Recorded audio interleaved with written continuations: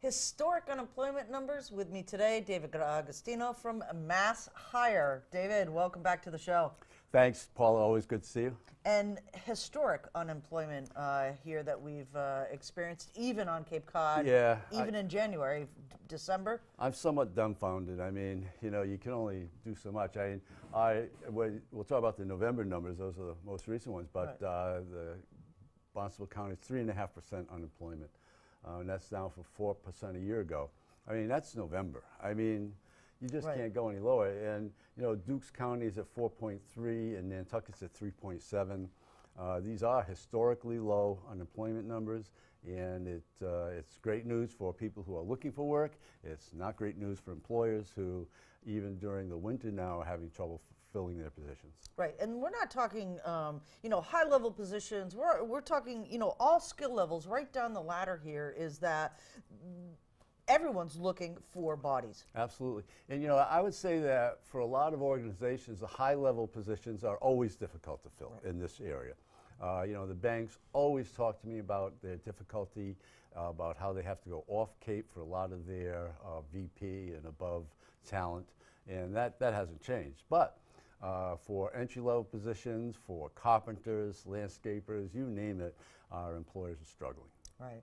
So what are employers doing? There's some resources that they have through MassHire. Yes, of course, our Career Center works with employers, and for a lot of positions, we're a pretty good source in that one of the knocks on our system is that we tend to be low end with our employees, and that's somewhat true in that a lot of the people who come to us are entry-level kind of people. We train people for positions, so we can. But we also have people at all levels who are looking for work. So that's a bit of a misnomer, but we do tend to do pretty well with entry-level positions. So we encourage employers to check in with MassHire.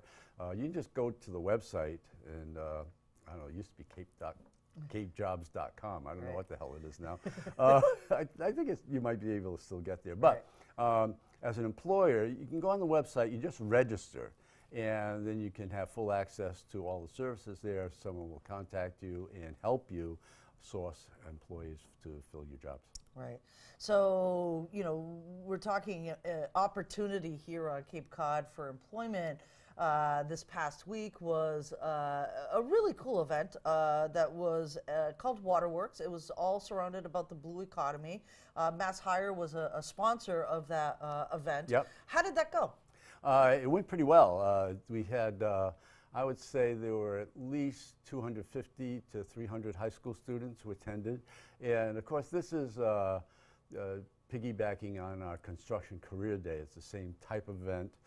Just applied to the blue economy. So we have a bunch of blue economy employers like Hydroid, Teledyne Benthos, McLean, and others who are speaking with high school students and educating them about the jobs that are available in the blue economy. And that's something that we do all the time. It's, the official name for it is career exploration. We do that through our School to Careers program quite a bit.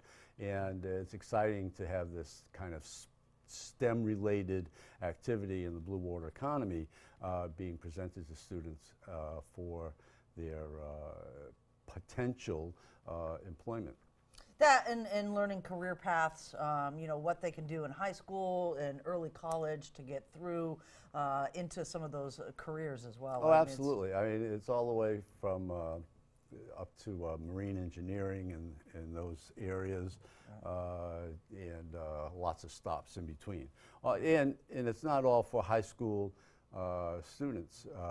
We have a ton of boat yards here on Cape Cod on the eastern seaboard, actually. So in the Massachusetts, Rhode Island area, there are a ton of jobs. They're decent jobs for young people, and they're not as seasonal as they once were. There's a lot of year-round work in the marine industry, and so there's everything that to meet individuals' needs, whether it be high school students or college graduates. Excellent. And while we're talking about MassHire, So it was the Cape and Islands Workforce Development Group, and then investment. There's been some iterations of the name, but MassHire is the new branding. Came out this past fall. How's that going? Is you trying to make the inroads of getting people to understand who you are now? Yeah, because we have to get them to understand what we were. I mean, especially for our career center. Career Opportunities was well known throughout the region. Right. So it's difficult to get people to recognize MassHire, Cape and Islands Career Center as the place now to go for their, whether it's unemployment needs or job-related needs. But we're making some inroads. It's not an easy transition, but I'm very proud of our team here on the Cape. We bought in. I mean, the state said we were going to do this, so we didn't have much choice. But we're really happy to, because in the global sense, it makes a lot of sense to have the same nomenclature statewide, so that businesses, wherever they are in the state, they know MassHire is a place that you can go to get help for the businesses and their needs, but also now for individuals, it's the MassHire logo. So, and we're now the MassHire Workforce Board. So it's not a huge change for us, but the logos change, the colors have changed, all that stuff. But we're implementing, and it's a bit of a slow process. The state, they actually did buy some billboards recently. I saw a few, and that helps.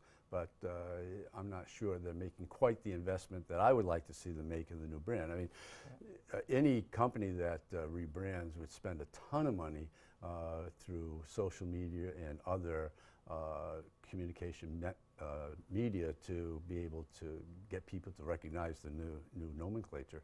Right. So I think they could do a little more with that. Right. And we'll just reiterate that MassHire still has the same mission that you've always had as the Cape and Islands Workforce Development Group, right? I mean, it's the same mission. Absolutely. We haven't, that part hasn't changed a bit. Right. We have a board of directors of some 40 individuals, the majority of whom are local business people who make decisions about how we invest the federal funds for job training and education. So we're happy that that part stayed the same. It's just kind of the external stuff that's changed.